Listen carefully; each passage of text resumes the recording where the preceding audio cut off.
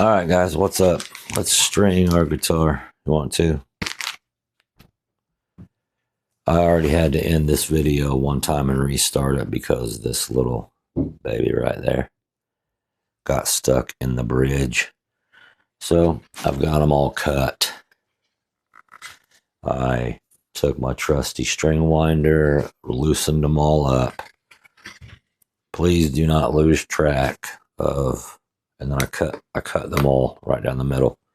After they were loose, please do not lose track of these. Okay, guys, you will step on these or pick these up. They will draw blood. I'm telling you, they will poke you to the bone. All right, after you got them cut, just go to each, and when you're tuning and you're turning your key and loosening them, turn them until your hole, lines up right down with the neck. So when you're going to put them on, your hole is ready. Your keyhole is ready for your string. You don't have to turn it and search for it and all that good stuff. Some people will change one string at a time if they, some people just prefer to do it that way. Some people do it quicker that way. That's fine, whatever. Do what you want.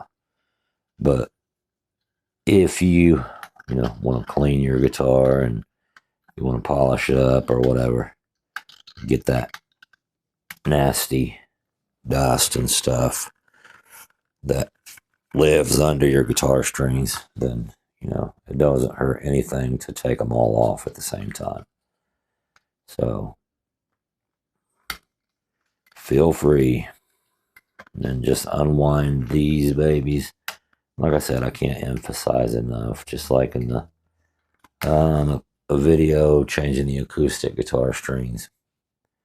Can't emphasize enough, guys. Don't lose track of these strings, especially if you have little kids. These things are dangerous. They'll poke you. They'll draw blood. They will poke you. They will poke you straight to the bone. They will put your eye out. They can cause some harm, I'm telling you. Trust me, I know from experience.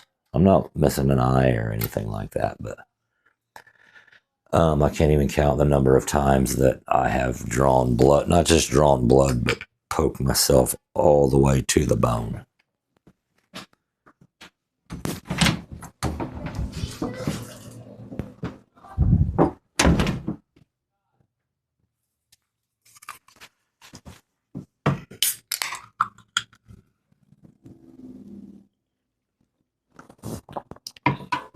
All right, guys, we got all 6 of them off there.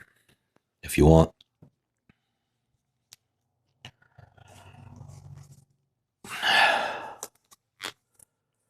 Boy. If you want to polish up that neck, that headstock, whatever, do your thing.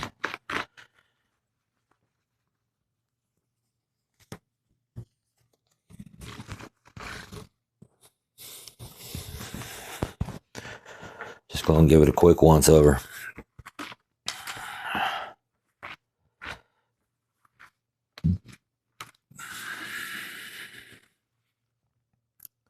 The Stratocaster is a special Strat. It's not a vintage guitar or anything, but it's a special guitar. This is my son's first Strat.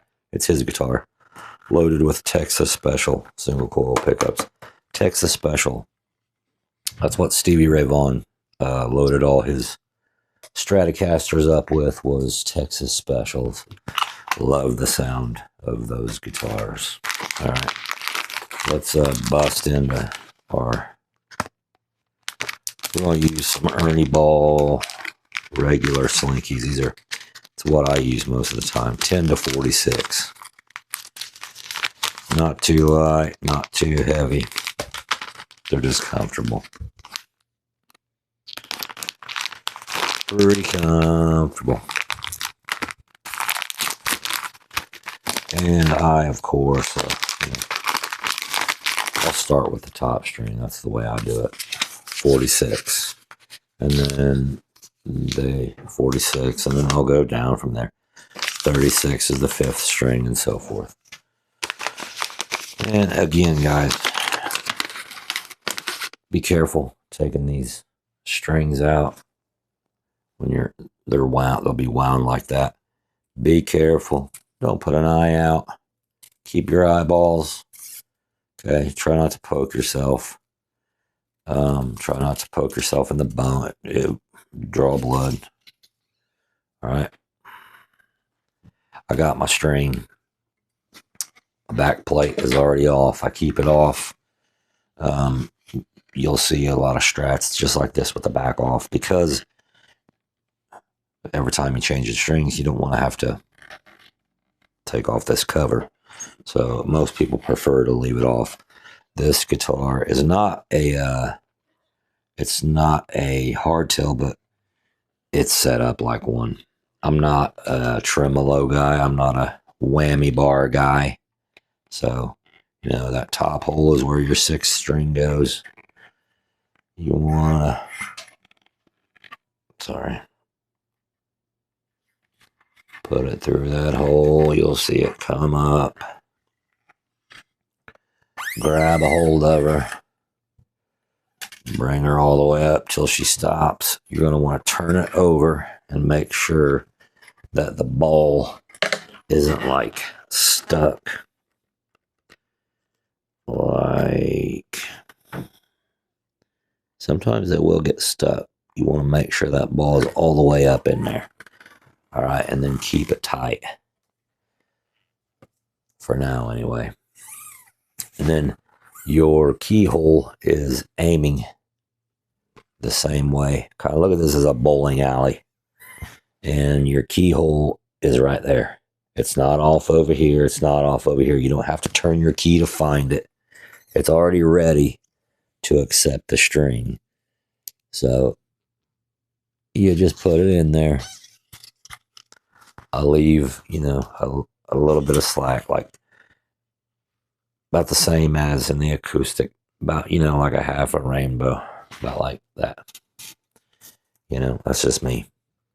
I give this tail end, you know, another tug just to make sure that ball is up in there. And then I will hold it at the bridge with my thumb. Make sure it's in the right position. And then hold down pressure as close to the key as you can. That way you get good wind on it and it'll wrap correctly. You don't want it overlapping, and that's a hot mess. Once you get that baby in there and your fingers are where you want them, just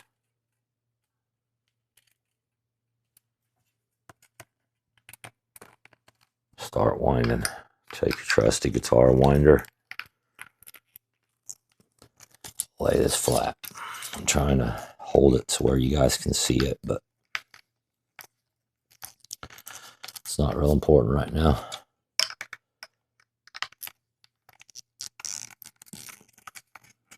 The reason you want to hold downward pressure on there is to get the strings to layer. When they wind, you want them to layer on your tuning key. Okay? And I'll show you what I mean by that in just a second.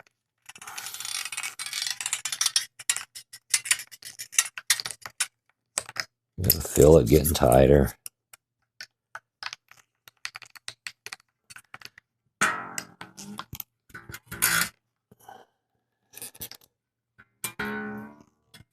If you have a good ear, you can kind of hear it, but okay. And the reason you want to hold it like that is you see how that is, you see how the string is layered. You don't, overlapping them and all that mess, it can cause issues. Okay. So that's kind of the reason you want to hold it like that. And then I myself, once I get get that one on, I will take it and cut, like, go 1/4 inch from the key and cut it. Once again, guys, please don't lose these. Don't drop them on the floor, especially if you got kids. That's what you're going to end up looking like. That's a properly wound string. All right. And then you can do the rest. All 6 are, of course, the same. I hope this helped. I'm not going to put you guys through the torture of watching me do all 6 of them, because you won't watch anyway, I promise. Have a good evening, guys. Peace and love, and catch me on the next one.